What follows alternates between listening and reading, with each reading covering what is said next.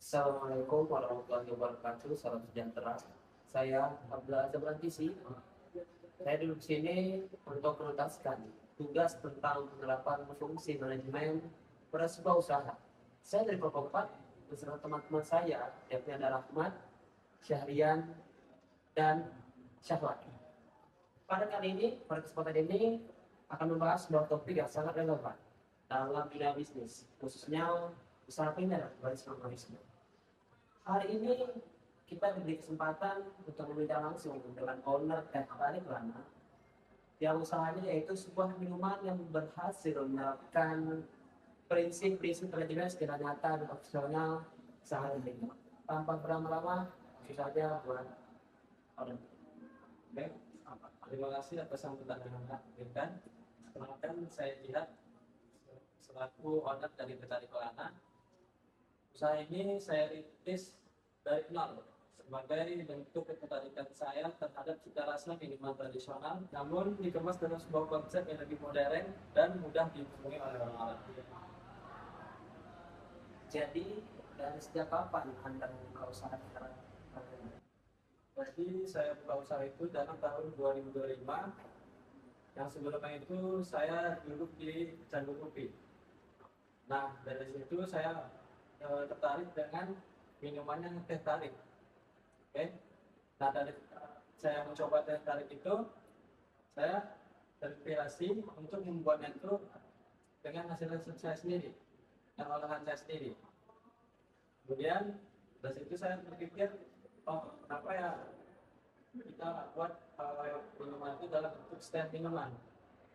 Nah, dari situ saya pikir dan saya mulai buka usaha itu tahun 2025 pas sebelum puasa.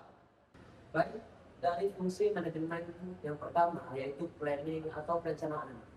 Pertanyaan yang diberikan oleh saudara kita Syahrian, jadi dalam konteks mendirikan Bung, setelah perencanaan fungsi dengan baik, tentu dibutuhkan struktur organisasi yang jelas agar operasional berjalan dengan baik. Ada pertanyaan dari kawan kita, Rahmat, bagaimana saudara dia melakukan fungsi organisasi atau perorganisasian di dalam usaha teh kalian? Oke, fungsi organisasi ini sangat sangat penting, sangat krusial ketika kami mulai berkembang. Nah, di awal saya memang mengolahnya itu mengerjakannya hampir semuanya sendiri, mulai dari meracik minuman dan melayani pelanggan hingga mencatat keuangan. Namun sering dari meningkatnya permintaan, saya menyadari bahwa tanpa pembagian tugas yang jelas, usaha ini tidak akan mampu berkembang.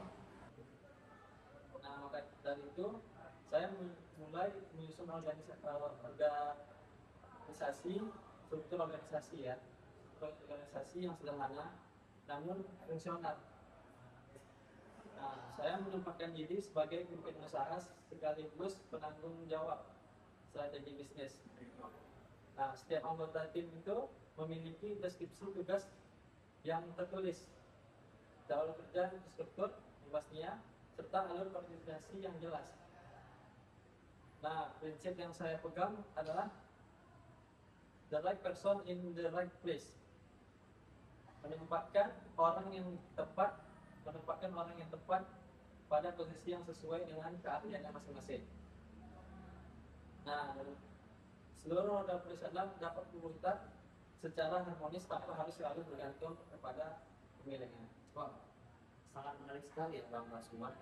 Bagaimana saudara lihat memastikan koordinasi berjalan dengan lancar, terutama di dalam suatu situasi yang sibuk seperti dalam puncaknya berjualan?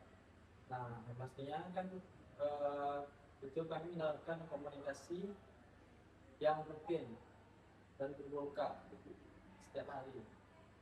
Sebelum persaingan dimulai, Yang terkait Anda, bagaimana proses perencanaan awal saudara telah lakukan? Dan apa saja menjadi pertimbangan usaha sebelum usaha ini benar-benar terlaksana?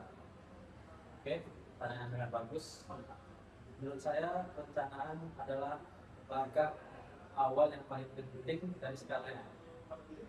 Jadi ketika saya memutuskan untuk mendirikan Tarik Lana, langkah pertama yang saya lakukan adalah menetapkan visi yang jelas. yaitu menjadikan minuman teh tarik sebagai minuman kekinian. Dan dalam teori manajemen, perencanaan mencakup penetapan tujuan yang jangka pendek, operasional di satu titik tujuan dalam 1 bulan pertama. Jangka menengahnya adalah membuka hingga 2 sampai 3 cabang dalam 3 bulan. Sementara untuk jangka panjangnya, saya ini bermimpi untuk menjadikan Teh Tarik Belanda sebagai merek minuman lokal yang dikenal secara nasional. Lalu saya juga melakukan riset pasar atau riset pasar secara langsung turun ke semua outlet. Nah, dari situ saya meriset dari konsumsi minuman di sekitar lingkungan target dan mengidentifikasi kompetitor serta memperkirakan berapa besar modal yang dibutuhkan. Wow, luar biasa sekali ya kawan-kawan semua. Jadi perencanaan yang sangat matang menjadi kunci awal utama keberlangsungan usaha. Apa tantangan yang Anda hadapi dalam hal perencanaan usaha? Tantangannya itu salah satunya itu keterbatasan data dan informasi pasar yang akurat.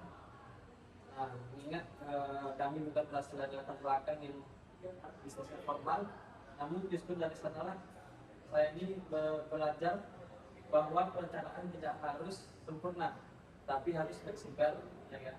Harus fleksibel dan juga adaptif terhadap perubahan kondisi. Nah, kemudian saya menyusun rencana yang realistis, tapi juga tetap ambisius. Nah, dan selalu menyiapkan rencana cadangan apabila kondisi di lapangan tidak berjalan sesuai yang diinginkan. Kami melaksanakan briefing singkat selama 5 hingga 10 menit untuk menyampaikan tugas-tugas masing-masing dan targetnya. Nah, jadi setiap outlet itu ada targetnya per hari itu berapa. Baik, kita masuk ke fungsi ketiga saudara, yakni actualing atau pelaksanaan dan pengarahan. Jadi datang pertanyaan dari saudara kita, Syahran, bagaimana saudara Jihad menjalankan peran sebagai pemimpin dalam memotivasi dan mengarahkan tim agar tak konsisten dalam memberikan pelayanan yang tepat? Oke, dari yang bagus. Caranya itu saya coba turun tangan langsung. Nah, terutama pas jam ramai, biar tim itu nggak terasa kerja sendirian. Nah, saya juga sering kasih masukan langsung soal teknik menarik tehnya supaya kualitasnya itu sama setiap harinya dan konsisten rasanya, sehingga penjualan itu nggak naik turun karena mengganggu juga sama soal rasa. Wow, dari yang saudara jelaskan sangat menginspiratif sekali ya kawan-kawan semua. Apakah momen tertentu yang menjadi pengingat saudara Jihad tentang pentingnya fungsi pengarahan ini? Nah, ada satu momen yang cukup membekas ya sedikit. Suatu kali kami menghadapi lonjakan pesanan yang sangat tinggi menjelang hari raya.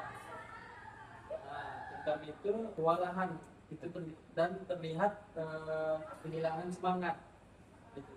Nah, dari situ saya memberi briefing singkat atau semangat ke depannya untuk kayak mana caranya mengolah teh tarik ini supaya cepat. Nah, dengan ini dari yang saudara sampaikan, sangat banyak sekali yang kita dapat pahami dari fungsi-fungsi manajemen. Yakni kita lanjut ke fungsi manajemen keempat, yakni controlling atau pengawasan. Sebagai pemilik usaha atau owner dari Teh Tarik Belanda, bagaimana saudara Jihad memastikan bahwa seluruh kegiatan operasional berjalan sesuai dengan standar dan tujuan yang telah ditetapkan sebelumnya?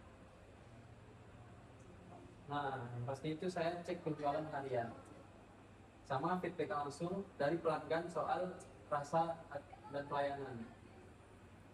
Nah, kalau ada yang kurang pas, langsung saya evaluasi dari itu juga. Nah, dari sisi kualitas produk, kami memiliki standar resep yang baku dan tidak boleh disebarluaskan. Sebelum kita menutup perbincangan hari ini, adakah pesan atau saran yang sederhana ingin sampaikan untuk para mahasiswa-mahasiswa kita di depan ini, terutama mereka yang sedang mempelajari ilmu kewirausahaan dan bercita-cita untuk terjun ke dunia kewirausahaan? Oke, dengan senang hati. Mungkin pesan yang pertama itu yang mau saya sampaikan adalah jangan pernah meremehkan teori. Nah, lalu yang kedua yaitu jadilah pemimpin yang rendah hati dan tetap memberikan semangat kepada timnya. Terima kasih untuk saudara Jihan atas waktu, ketulusan, dan wawasan yang telah dibagikan kepada kami hari ini. Sungguh sebuah pembelajaran yang sangat berharga dan inspiratif. Semoga Teh Tarik Kelana terus berkembang dan memberikan manfaat yang luas bagi masyarakat di luar sana. Bagi teman-teman di depan yang menyimak podcast ini, semoga pembahasan kita hari ini memberikan gambaran yang konkret tentang bagaimana fungsi-fungsi manajemen mulai dari perencanaan, pengorganisasian, pengarahan, hingga pengawasan yang telah diterapkan secara nyata dalam sebuah usaha. Sampai jumpa di episode berikutnya. Saya Abdullah Tulanjisi, mohon diri. Wassalamualaikum warahmatullahi wabarakatuh.